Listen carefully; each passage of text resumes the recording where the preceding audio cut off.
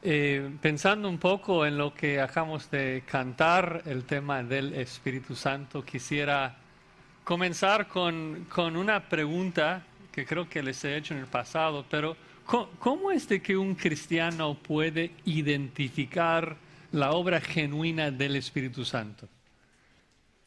¿Cómo es que nosotros podamos saber si Él está obrando en la vida de alguien o en la vida de alguna iglesia? Yo creo que por norma general, todo cristiano entiende la evidencia de la ausencia del Espíritu Santo. Sabemos algunas cosas que dan evidencia de que el Espíritu Santo no está activamente obrando para bien en la vida de alguien o de una iglesia. Tiene que ver con el pecado, ¿no? El fruto de la carne, con la fornicación, con las cosas que no agradan a Dios, o sea, los que están desobedeciendo la Biblia. Pero lo interesante es que hoy en día en la iglesia evangélica, el cristianismo en general, cuando los hermanos hablan de la obra del Espíritu Santo, normalmente enfatizamos obras o ministerios que, aunque posiblemente evidencian una obra del Espíritu Santo en la vida de un creyente, también posiblemente no. Son obras que no necesariamente apuntan hacia la santificación o incluso a la salvación. Por ejemplo, entras a una iglesia y se ves a mucha gente profetizando. Algunos dirían, wow, el Espíritu Santo está obrando ahí de manera poderosa. Bueno, tal vez sí, tal vez no. Aún en la Biblia tenemos a incrédulos que están profetizando, incluso el asna de Balaam profetizaba de alguna manera. Pero tenemos el sumo sacerdote, por ejemplo, en los evangelios, que profetizaba. Tal vez otros hablan de lenguas, otros hablan de sanidades y de milagros. Pero esas cosas nuevamente, aunque posiblemente evidencian algo, posiblemente no. Recuerden ese pasaje en Mateo 7, en donde Jesucristo, hablando de los falsos profesantes, dice, muchos me dirán en aquel día, pero no profetizamos en tu nombre, echamos fuera demonios y hicimos muchos milagros. ¿Y él qué les va a decir? Apartaos de mí, hacedores de maldad, jamás os conocí. Entonces, esas obras, digamos, que tienen que ver con los dones del Espíritu Santo, no necesariamente evidencian de que el Espíritu Santo está obrando en la vida de un creyente. De hecho, pensando en los corintios, sabemos, según 1 Corintios 1, de que tenían todos los dones, pero Pablo tiene que regañarlos por ser carnales, por no obedecer a la palabra de Dios. Y aún el hecho de ver y experimentar e incluso hacer milagros no necesariamente apunta hacia algo bueno. Vemos, por ejemplo, el pueblo de Israel que ve todos los milagros del Éxodo, ¿no? Que cruzan el Mar Rojo en tierra seca, pero no estaban creyendo. Tenemos toda la generación que presenció los milagros de Jesucristo, experimentaron muchos milagros, pero eran en su mayoría incrédulos. Entonces, ¿cómo es de que nosotros podamos identificar y apreciar la genuina obra del Espíritu Santo, obras que de manera indubitable apuntan hacia la obra del Espíritu Santo? Y creo que para la mayoría de nosotros tenemos una idea, o sea, tiene que ver con su fruto, el fruto del Espíritu, o sea, gozo, paz, apariencia a Jesucristo, ya que el Espíritu Santo está santificándonos y transformándonos a la imagen de Jesucristo. Pero lo que yo quisiera hacer en esta tarde es tomar un paso atrás y tratar de ver un vistazo panorámico sobre quién es el Espíritu Santo y lo que hace el Espíritu en nuestras vidas. Vamos a ver a muchos versículos, pero tratando de dividirlos en esas dos categorías. Primero viendo quién es el Espíritu Santo y luego viendo qué es lo que el Espíritu Santo hace, qué obras lleva a cabo en la vida de nosotros. Y mi oración es de que nosotros crezcamos en nuestro discernimiento y que podamos apreciar aún más la verdadera obra del Espíritu Santo en la vida de su iglesia. Así que voy a orar y luego vamos a entrar en este tema tan importante, la persona y la obra del Espíritu Santo. Un resumen de quién es y lo que hace. Señor, nuevamente pedimos tu ayuda y tu bendición sobre este estudio. Oramos, Señor, de que tu Espíritu Santo nos dé entendimiento, que ilumine nuestras mentes y que nos dé capacidad realmente de obedecerte y vivir agradecidos por todo lo que haces en nuestras vidas por medio de tu Santo Espíritu. Qué regalo tan precioso. Y oramos todo por medio del nombre de Jesucristo, sabiendo de que es por medio de su redención que hemos recibido tan precioso regalo que es tu Espíritu. Y te damos gracias en el nombre de Cristo. Amén. Bueno, tal vez la respuesta más básica cuando preguntamos quién es el Espíritu Santo es de que el Espíritu Santo es la tercera persona de la Trinidad. Esto es básico, es obvio para todo cristiano. Pero pensemos un poco en las implicaciones de esto, de que el Espíritu Santo es, en primer lugar, una persona. El Espíritu Santo no es una fuerza impersonal, es una persona. Y vemos esto a lo largo de la Escritura, de que Él tiene voluntad, Él ejerce la voluntad de Dios. Por ejemplo, en pasajes como 1 Corintios 12:11 o Hebreos 2:4, dice que el Espíritu Santo reparte los dones como Él quiere, indicando de que es una persona con voluntad, con deseo, no es una fuerza impersonal. Y esto de plano nos ayuda a evitar ciertos errores que andan por allí, en donde gente está mandando al Espíritu. En donde gente piensa que pueda manipular la presencia del Espíritu Santo, que le manda venir y llenarlos.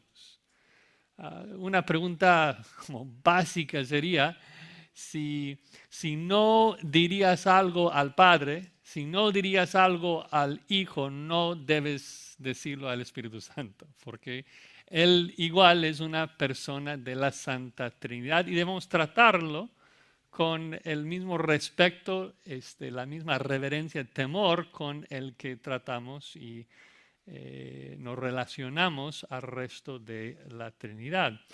Es una persona, pero también es una persona que se conoce por su santidad. O sea, por norma general, cuando la Biblia habla del Espíritu, lo llama el Espíritu Santo. Y obvio, esto en un sentido nos habla de que es un ser apartado del mal, de que el Espíritu Santo odia el pecado. Santiago 4 nos dice de que el Espíritu que Él ha hecho morar en nosotros nos anhela celosamente. Obviamente, somos el templo del Espíritu Santo, ya que el Espíritu Santo mora en nosotros, debemos evitar la fornicación, evitar el pecado, porque el Espíritu Santo es santo, aborrece el pecado. Pero también en su sentido más básico, en su sentido más fundamental, la palabra santo se refiere a que el Espíritu Santo es una persona distinta a nosotros, de que es separado. Santo significa distinto, significa separado. Y nos damos cuenta de esto, que el Espíritu Santo es un ser, es una persona totalmente distinta a nosotros. Nosotros estamos localizados a un solo espacio, el Espíritu Santo es omnipresente. Él vive en todo lugar, de que es omnipotente, es omnisciente, sabe todo. Entonces es un ser diferente y nosotros debemos de tratarlo así. Y siendo obviamente la tercera persona de la Trinidad, Él goza de todas las perfecciones del resto de la deidad, porque al fin y al cabo Dios es uno. Existe un solo ser, un solo Dios. Entonces todo lo que es el Padre, lo es el Hijo, lo es el Espíritu Santo. Si Dios es omnipotente, obviamente el Espíritu Santo también es omnipotente. Si Dios es santo, el Espíritu Santo es santo. Si Dios aborrece el pecado, el Espíritu también. Si Dios es amor, el Espíritu es amor. Si Dios es misericordioso, el Espíritu es misericordioso. Y debemos de evitar distinciones en cuanto al carácter de las personas de la Trinidad. En el mundo cristiano hoy en día, yo temo que hemos enfatizado demasiado las distinciones de las personas de la Trinidad y hemos minimizado la importancia de enfatizar la unidad de Dios. Históricamente, la Iglesia, a lo largo de los últimos 2 milenios, ha enfatizado más que Dios es uno. O sea, viene del monoteísmo de los judíos, ¿no? O sea, de que Dios es uno. Y es importante recordar esto. No es de que el Padre es muy justo y santo, airado en contra de los pecadores, y que Jesucristo es muy amable y misericordioso, y el Espíritu es como que ver distinciones en cuanto a su carácter. No, es el mismo ser. Comparten todas las mismas perfecciones. Entonces, en la forma en que hablamos, en la forma que oramos, en la forma que cantamos, no debemos tratar al Espíritu de manera diferente a la que tratamos al Padre o al Hijo. Entonces, dices Josías, pero entonces, ¿por qué es que la Escritura a veces enfatiza cosas diferentes en cuanto al Padre, Hijo y el Espíritu? Bueno, cuando hablamos de la Trinidad, los teólogos hacen una distinción en cuanto a terminología entre lo que se llama, 2 términos teológicos, no tienen que recordarlos, pero entre la Trinidad ontológica y la Trinidad económica. La Trinidad ontológica se refiere al ser de Dios. Ontos en griego significa ser. Y en términos del ser de Dios, el Padre, Hijo y el Espíritu son idénticos, comparten todas las mismas perfecciones. Pero en cuanto a la economía, en cuanto al plan de redención, el plan de Dios en cuanto a la redención del hombre, el papel de cada persona de la Trinidad es distinta. Y la Escritura enfatiza diferentes funciones en cuanto al cumplimiento de ese plan. Si pudiera simplificarlo demasiado, lo que vemos en la Escritura es un énfasis sobre que el Padre escoge, el Hijo redime, el Espíritu Santo aplica la redención a los suyos. El Padre escoge, el Hijo redime y el Espíritu Santo aplica. O sea, en términos muy, muy generales. Y también dentro de esas funciones, dentro de esos papeles, el Espíritu Santo se sujete al Hijo y el Hijo se sujete al Padre. Eso no tiene que ver con el valor ni la importancia de las personas. Son iguales en cuanto a su ser. O sea, es el mismo Dios, 3 personas en un solo Dios. Pero sí dentro del plan de redención, del plan de que Dios se va a glorificar por medio de la salvación del hombre, cada persona de la Trinidad tiene su papel, tiene su función.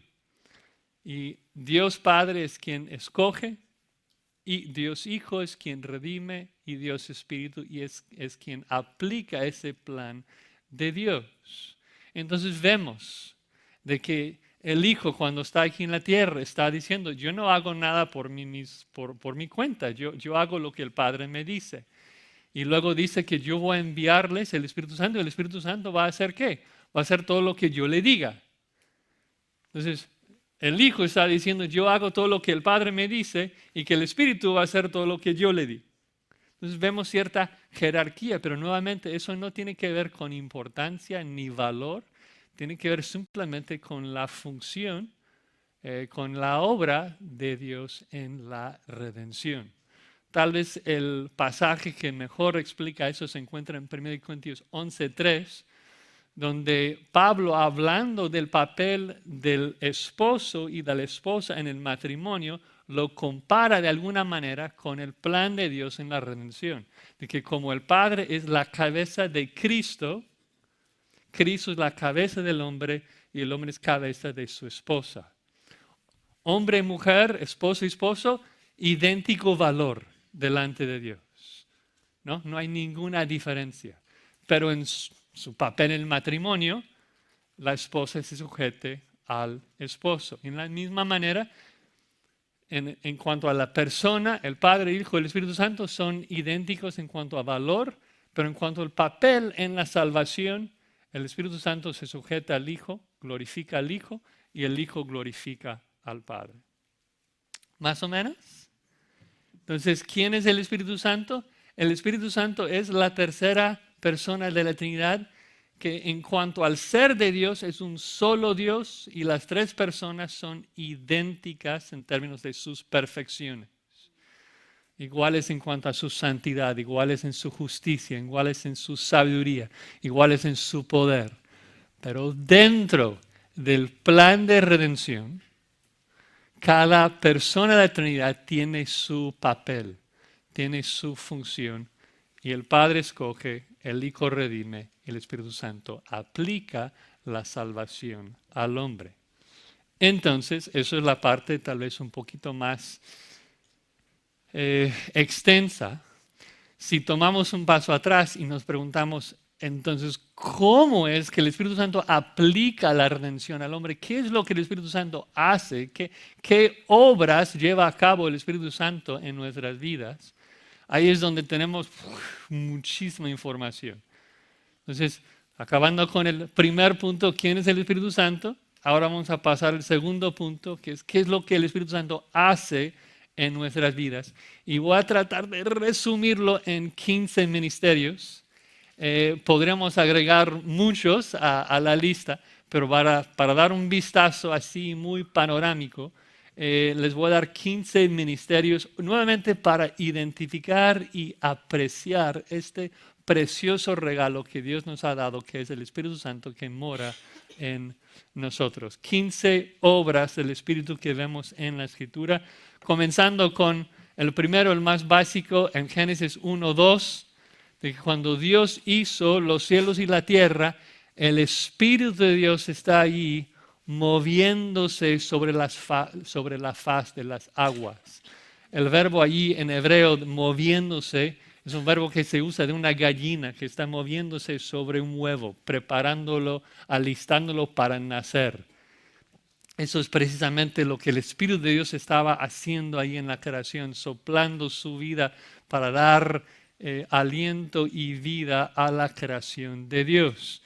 Entonces vemos en la Escritura de que el Padre ha creado al mundo, lo ha creado por medio del poder del Hijo, y que la persona más inmediata, digamos, que está llevando a cabo la creación es precisamente el Espíritu Santo, que según Génesis 1:2 está ahí creando al mundo. Y eso es muy alentador para nuestras vidas. Cuando pensamos en que la persona que mora en nosotros, la persona que vive en nosotros, es el que hizo el mundo. O sea, el que te ayuda, el que te ministra, el que te guía y hace todas las cosas que vamos a ver, es una persona omnipotente, que pudo hacer todas las galaxias del espacio, que pudo crear la tierra y que pudo soplar vida y dar vida a la creación de Dios. Segundo ministerio, la inspiración de este libro. La inspiración.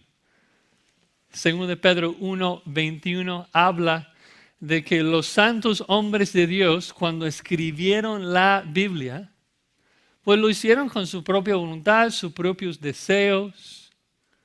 Pablo, Pedro, Moisés, todos los escritores de la Biblia se sienten y escriben cartas, escriben libros.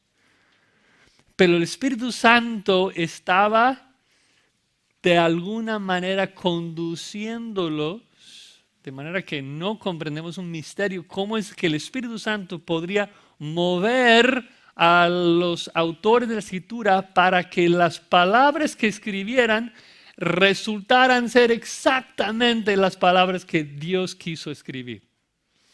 De que este libro lo llamamos ¿qué? ¿La palabra de quién? La palabra de Dios. ¿Por qué? ¿Quién lo escribió? Dios lo escribió. ¿Pero cómo lo escribió? O sea, Dios estaba en el cielo hablando en una voz audible y Pablo está ahí. Okay. Pablo, apóstol de Jesucristo, ¿ahora qué? A los corintios. ¿Qué? O sea, ¿así pasó? ¿Que Dios estaba dictando todo? No.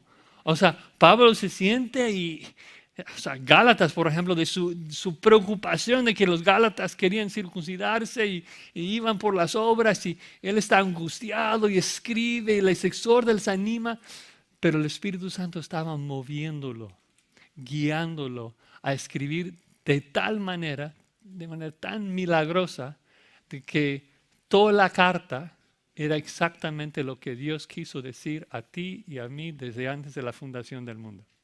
Eso es un milagro. Cómo el Espíritu Santo pudo mover el deseo, el vocabulario, la preparación, todo el autor para que Pablo, Pedro, Mateo, Juan escribieran exactamente lo que Dios quiso comunicar a nosotros. Y eso también es una bendición para nosotros, porque cuando leemos la palabra, estamos asegurados, estamos confiados de que estamos leyendo las palabras de ¿quién? De Dios, de Cristo, de nuestro Señor. ¿Por qué? Porque el Espíritu Santo lo garantizaba. Lo garantizaba. O sea, lo garantizó por medio de la inspiración. Amén. Estoy tratando de solamente darles un versículo para cada punto para no abrumarlos. Entonces, creación, el primer ministerio, Génesis 1:2. Inspiración, segundo ministerio, 2 de Pedro 1:21. Y ahora, Juan 16:8, el Espíritu Santo convence del pecado. Y a veces no vemos la importancia de ese punto. De que todos nosotros, ¿cómo nacimos? Nacimos muertos en nuestros delitos y pecados. Nacimos esclavos a Satanás, esclavos a nuestro pecado. Y pecamos, y lo peor de todo, pecamos y lo disfrutamos. Es todo lo que hacíamos. No supimos, no nos dimos cuenta lo feo que era el pecado. No tuvimos un aborrecimiento del pecado.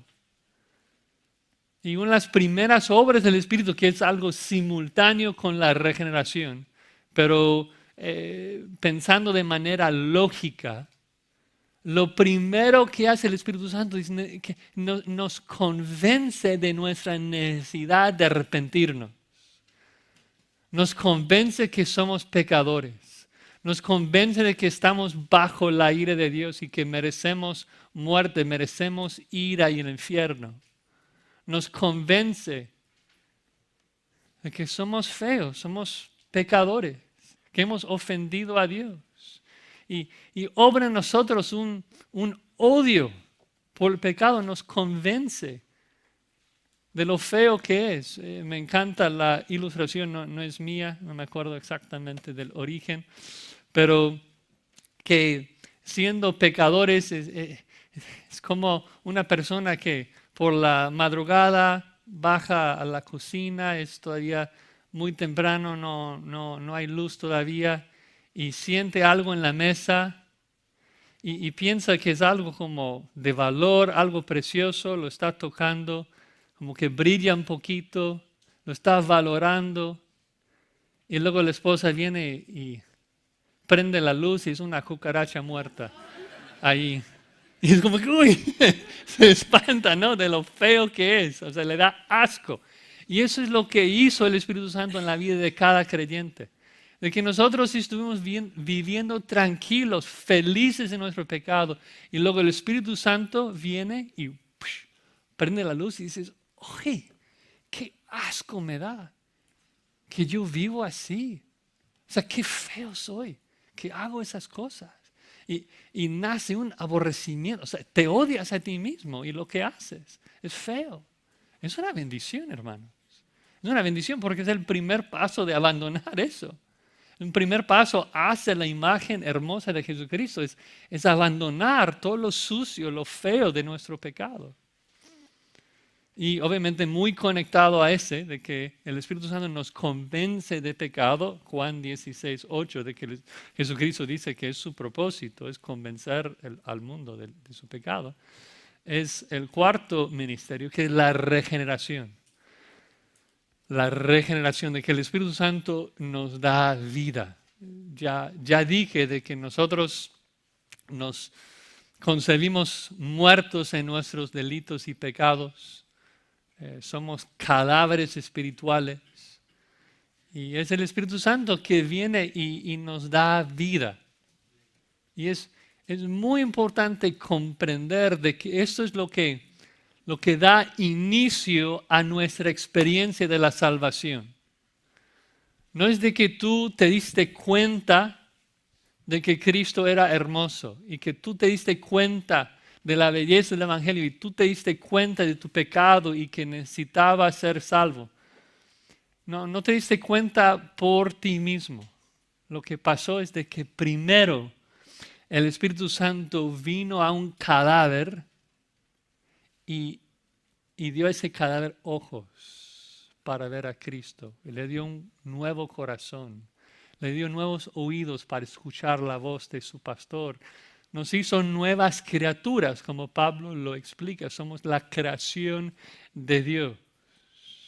Y eso es necesario para cada ser humano, desde Génesis 1 hasta el fin de tiempo. Si alguien va a entrar en el reino de los cielos, ¿qué necesita? Necesita nacer de nuevo. ¿Por qué? Porque nace espiritualmente muerto y necesita resucitarse. Y lo que el Espíritu Santo hace, Juan 3:5, es de que sopla y da vida a un cadáver, da vida a un incrédulo. Le da la capacidad de sentir por primera vez. Entonces, muy, muy importante este paso de la regeneración y muy alentador también. O sea, no sé si lo has pensado así, pero en tu hombre interior, en tu alma, tu espíritu, tu parte inmaterial, tú estás totalmente listo para el cielo. O sea, la palabra regeneración lo usamos porque es la palabra que Jesucristo usa para hablar de la regeneración del mundo. De que cuando Cristo regresa en los últimos tiempos, Él va a regenerar toda la creación.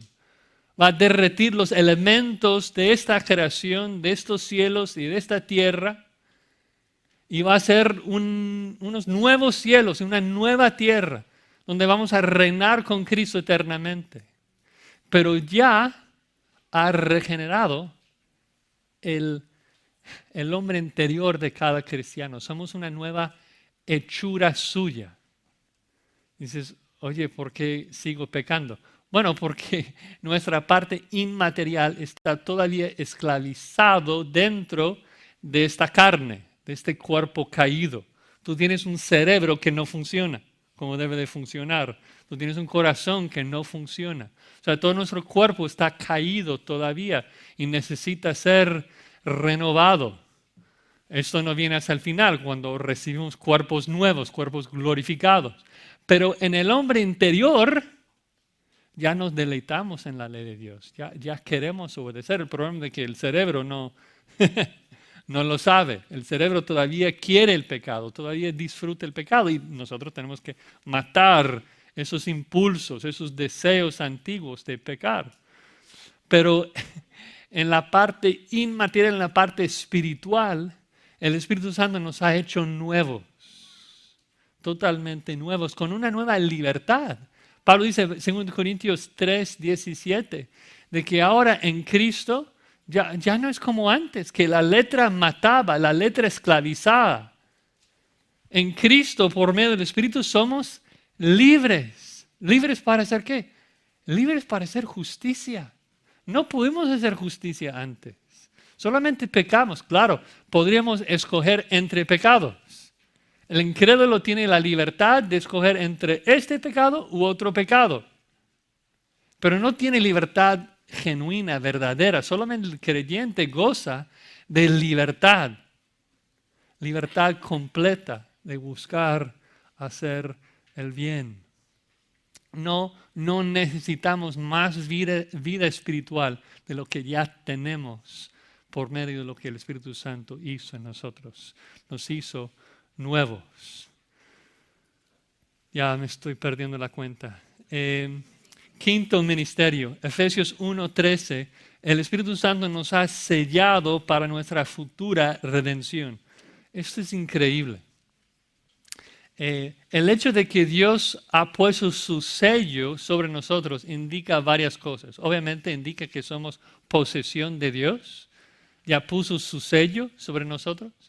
Pero Efesios 1:13 también dice de que el Espíritu es las arras de nuestra salvación. Y la palabra arras, arrabón, en tanto hebreo como griego, significa garantía. En nuestro vocabulario se refiere a un enganche.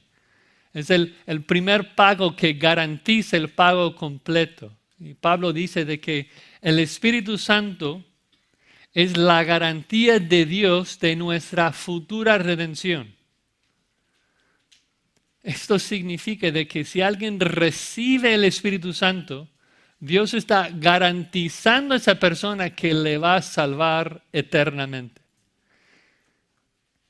Lo que me gusta hacer cuando hablo de este tema es simplemente preguntar, ¿cómo lo llamas tú cuando alguien paga el enganche y luego se va y no hace el pago final? Lo llamamos un fraude, lo llamamos un mentiroso. ¿Es posible que Dios mienta? ¿Es posible que Dios sea un fraude? ¿Es posible que Dios pague el enganche, que Dios pague la garantía, que Dios prometa, yo voy a salvarte y luego que no lo haga? Imposible. El Espíritu Santo es la garantía, es las arras de nuestra futura redención, hasta obtenerla, dice Pablo en específico para que lo vean, Efesios 1, versículo 13.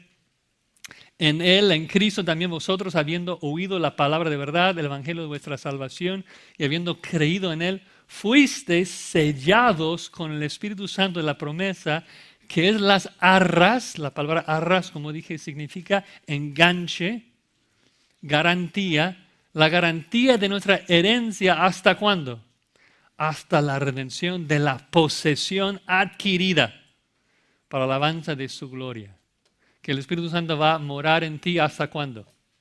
Hasta que hasta que lo toques, hasta que estés en la nueva tierra. El Espíritu Santo va a morar en ti hasta que poseas tu futura redención. Qué precioso regalo. También Romanos 8:9 dice que el Espíritu Santo, sexto ministerio, el Espíritu Santo mora, habita en cada creyente. El Espíritu Santo nos hace su templo. Y obvio, el Espíritu Santo es omnipresente, Dios está en todo lugar.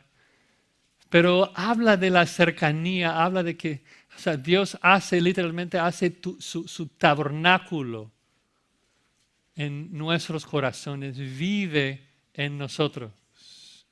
Y habla de eso. Romanos 8:9 fue el versículo que mencioné, de que cada cristiano tiene el Espíritu Santo. El Espíritu Santo mora en cada creyente. De hecho, Pablo dice allí, Romanos 8:9, mas vosotros no vivís según la carne, sino según el Espíritu, si es que el Espíritu de Dios mora en vosotros. Si alguno no tiene el Espíritu de Cristo, ¿qué? No es de él. Es decir, de que cada cristiano, pues, tiene el Espíritu Santo. Pero también habla esto de que Dios, la Trinidad completa, mora en nosotros por medio del Espíritu. Observaron allí en el versículo 9 de que no solamente le llama el Espíritu, sino que le llama el Espíritu de Dios y el Espíritu de Cristo, indicando lo mismo que dijo Jesucristo en el aposento alto, de que yo y mi Padre haremos morada en el creyente por medio del Espíritu.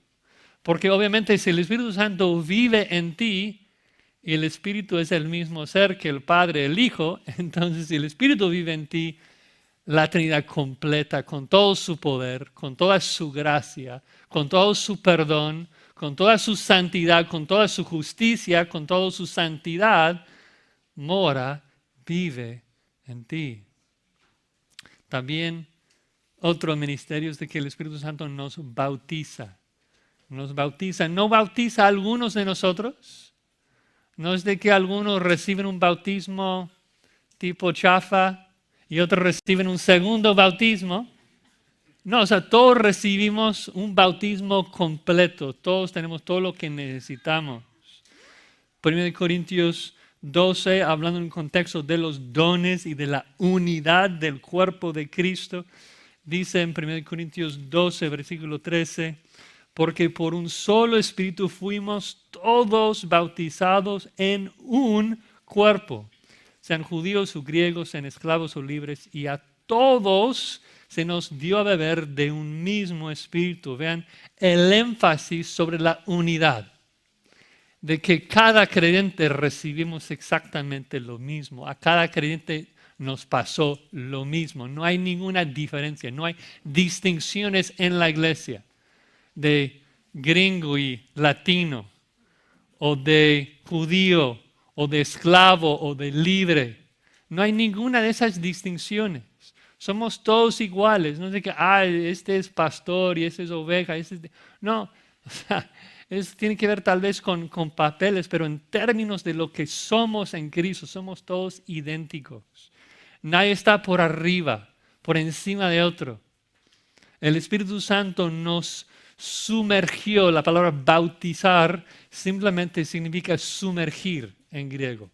Todos fuimos sumergidos por el Espíritu Santo en un solo cuerpo. Todos somos idénticos en términos de valor. Si siguiéramos en el contexto de 1 Corintios 12, Pablo hace hincapié en eso, ¿no?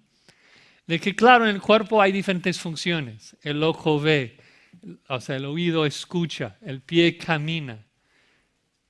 Pero cada miembro del cuerpo es del mismo valor. Cada uno de nosotros necesitamos al otro, ¿no? Ningún miembro del cuerpo es superior al otro. No es de que el ojo puede decir al pie, no te necesito, ¿no? Todos nos necesitamos. El Espíritu Santo nos ha unido a todos nosotros en un solo cuerpo para que unidos y juntos podamos glorificar a Dios como su iglesia. Otro ministerio es la adopción. El Espíritu Santo nos ha adoptado. Romanos 8. Romanos 8 es un capítulo clave. O sea, hay varios pasajes muy claves. Si quieres profundizar más en este estudio, sería el aposento alto, Juan 14 al 16. Romanos 8 también muy clave. 1 de Juan 2 también muy clave. 1 Corintios 12 al 14 de los dones. Pero Romanos 8 en primer lugar habla de la adopción, ¿no? Dice Romanos 8, 15, no haber recibido el espíritu de esclavitud para estar otra vez en temor, sino que haber recibido el espíritu de adopción, por el cual clamamos, Abba, Padre. Entonces, por medio del Espíritu Santo, Dios nos ha adoptado. Eso es una realidad tan preciosa, hermanos. Sé que lo he dicho en otras ocasiones, pero es increíble de que Dios quiera adoptarnos. Y creo que no enfatizamos eso lo suficiente. Claro que Dios nos ha perdonado. Claro que Dios nos ha declarado justos en la justificación. Hablamos mucho, enfatizamos mucho esa bendición de que Dios nos ha perdonado. Pero el juez pudiera perdonar al criminal y no querer verlo de nuevo. O sea, Dios pudo habernos declarado inocentes y luego se va tranquilo a su casa. Pero este juez, después de declararnos justos, después de perdonarnos, luego nos invita a su casa. Los recibe en su casa y quiere bendecirnos, quiere derramar sus bendiciones sobre nosotros.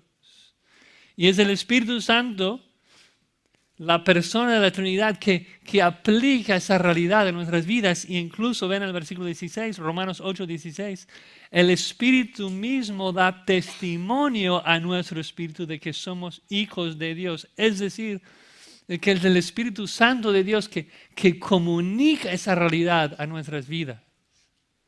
De que si hay un momento en tu vida en donde tú descansas en esa verdad de que Dios es tu Padre, eso no es algo que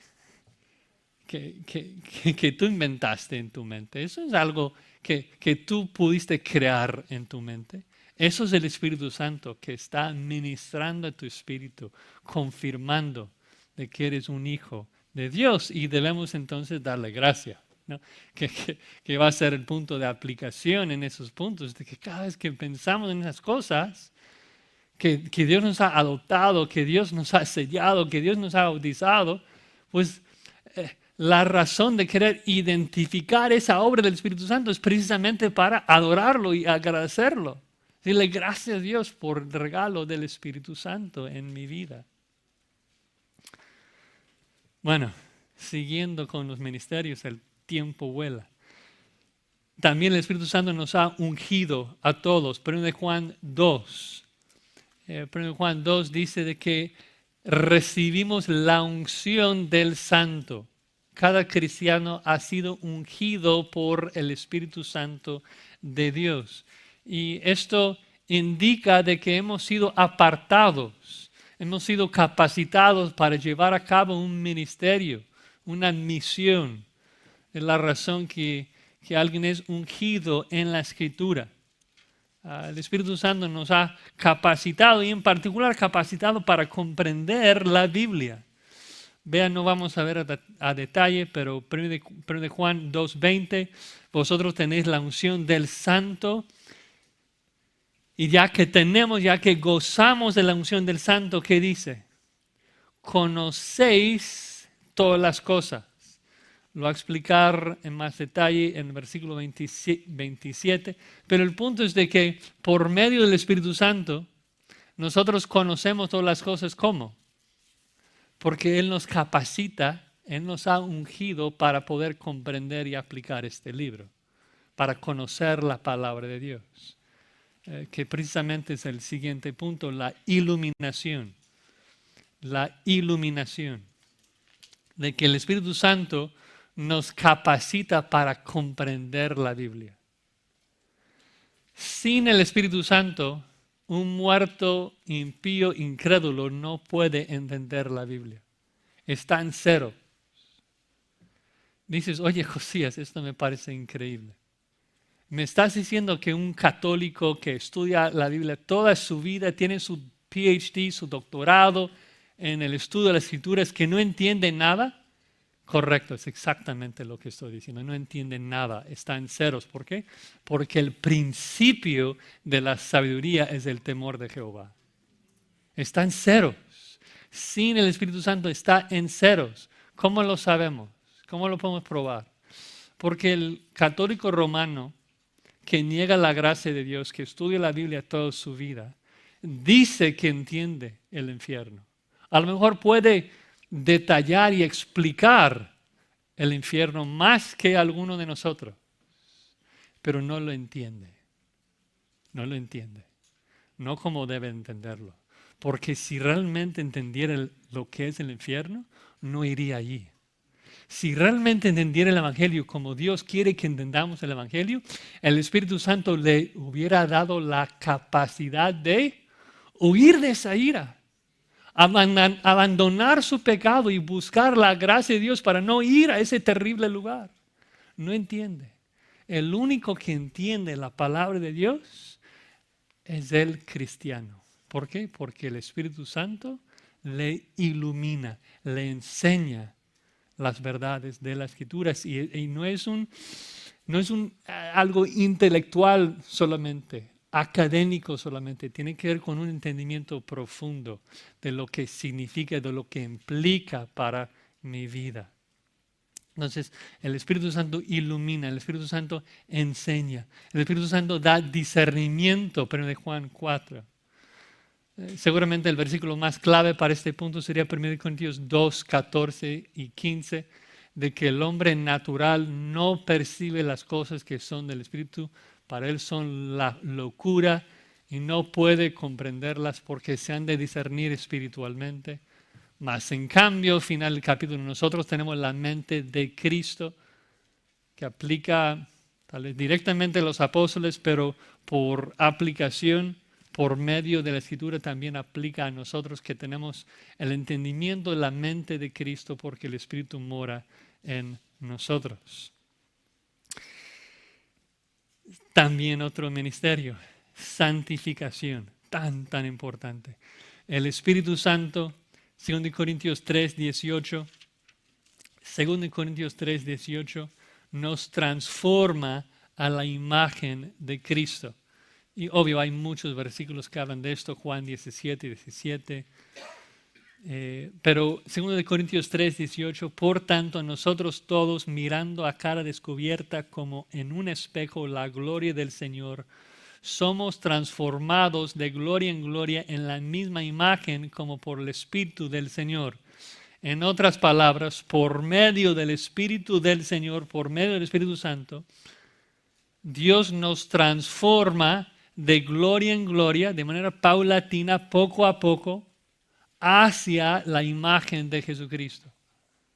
De que cuando abrimos este libro y vemos la gloria del Señor, el Espíritu Santo nos transforma a esa gloria, de gloria en gloria, poco a poco. Es decir, de que cuando estudias este libro y ves la compasión de Cristo revelado en las Escrituras, ¿qué es lo que el Espíritu Santo hace?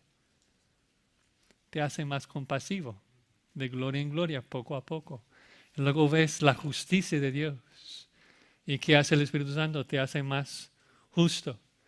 Y luego ves su rectitud y ves su misericordia, ves su gracia. Y estudias las perfecciones, estudias la hermosura de la imagen de Cristo, y el Espíritu Santo poco a poco te moldea, te transforma, te hace más conforme, más semejante a Cristo.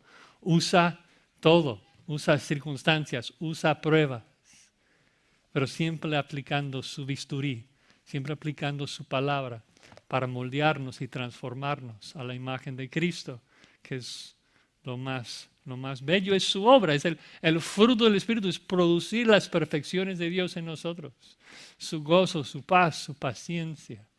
Qué bendición, que no tenemos que seguir como éramos. No tenemos que seguir como pecadores, fornicarios, adúlteros, enojados, impacientes, ingratos, sino que el Espíritu Santo nos está cambiando, nos está transformando. Debemos darle gloria y gracias. También otro ministerio, Romanos 8:14, el Espíritu Santo nos guía. Y no debemos hacerlo así muy místico, pero tenemos una relación con Dios por medio del Espíritu Santo que mora en nosotros y que nos guía, obviamente por medio de su palabra, pero también por medio de su providencia, por medio de consejos de otros cristianos, que Él va guiándonos. Mientras nosotros buscamos el rostro de Dios, buscamos andar en santidad, el Espíritu Santo garantiza de que Él va a estar guiándonos al lugar donde Dios no quiere. Y esto nos da paz, nos da gozo al saber de que estamos siendo guiados por el Espíritu de Dios. Los últimos, estamos aquí tratando de llegar al final. También intercede por nosotros. Otro texto en Romanos 8. El Espíritu Santo intercede por nosotros. Hay algunos que ven lenguas aquí, no hay lenguas. Se trata de una comunicación intertrinitaria. Escuchan Romanos 8, 26 y 27. Dice que de igual manera el Espíritu nos ayuda en nuestra debilidad, pues qué hemos de pedir como conviene no lo sabemos. ¿Cuántas veces te ha pasado esto? Que estás enfrentando una prueba, una dificultad, y te pones de rodilla en tu cama o donde sea que tú oras y como que, Señor, ni sé qué decir. Pecas otra vez, de una manera que has pecado varias veces, y llegas allí. Señor, ¿qué te voy a decir que no has escuchado? No tengo palabras. Asegúrate que el Espíritu Santo sí tiene vocabulario para expresar lo que necesitas, para abogar a tu favor de manera que te conviene, que es lo que dice. El Espíritu sabe cómo pedir como te conviene.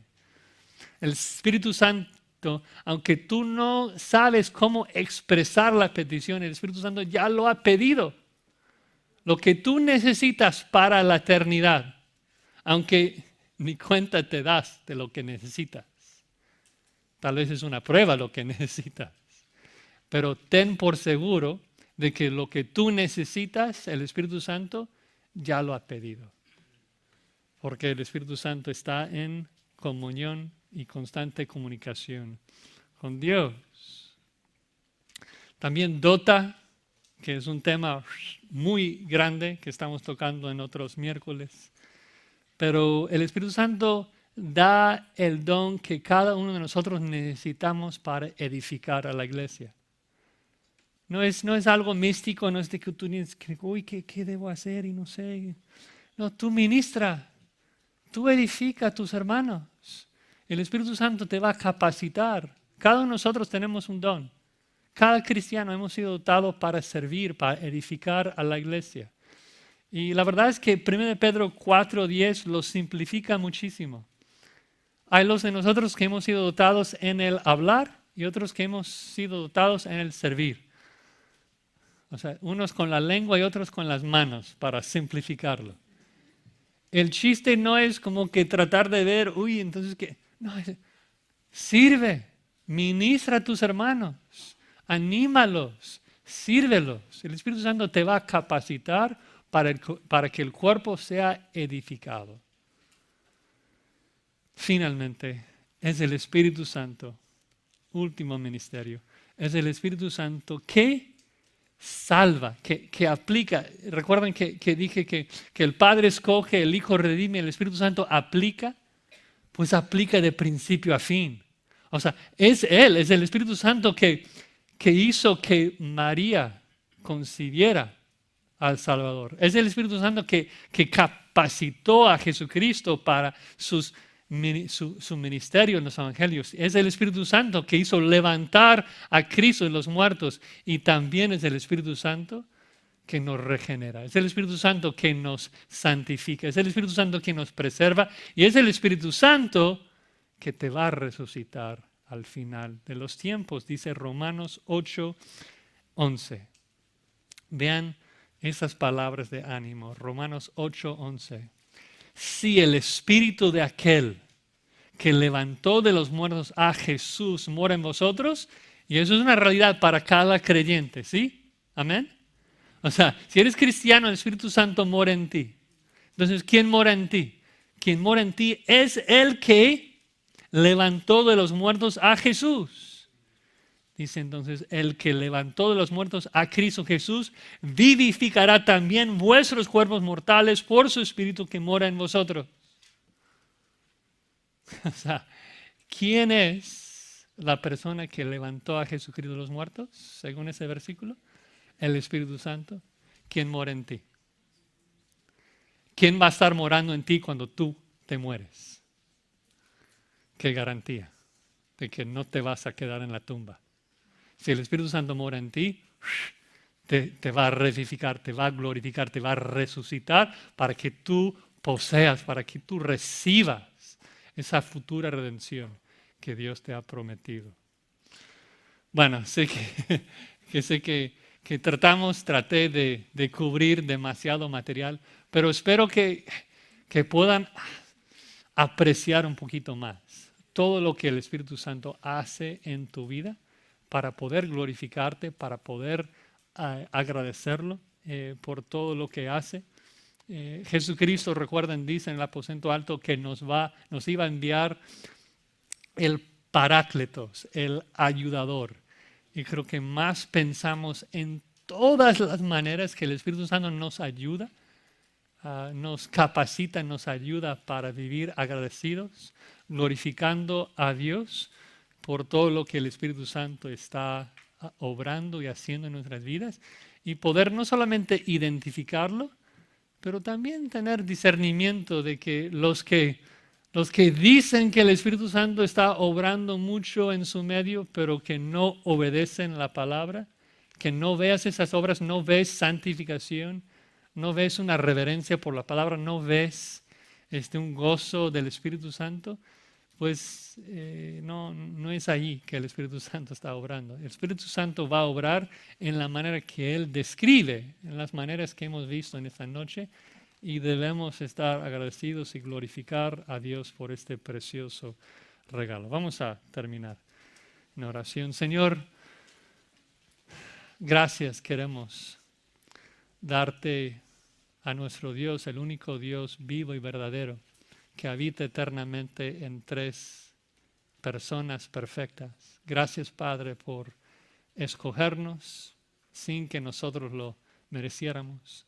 Gracias, Cristo, por redimirnos y perdonarnos en aquella cruz.